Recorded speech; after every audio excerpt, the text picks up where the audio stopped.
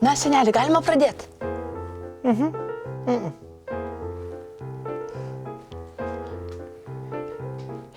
Seneli, jūs gal balsą praradot? Balsą. Tai kam reikėjo šitaip šaukt? Aišku, kad ne balsą, o klausą prarado. Seneli, jūs labai gražiai atrodot, žalia, raudona.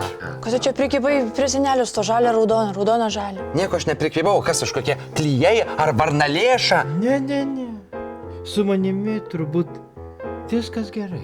O kodėl turbūt viskas gerai? Sapnai.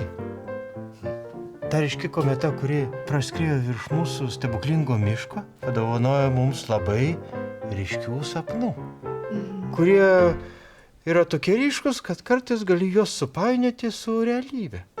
Reikia daryti kaip visada. Mes neturime jų laikyti savyje. Mums reikia juos papasakoti. Na gerai, tada aš pradėsiu. Aš sapnavau, kad...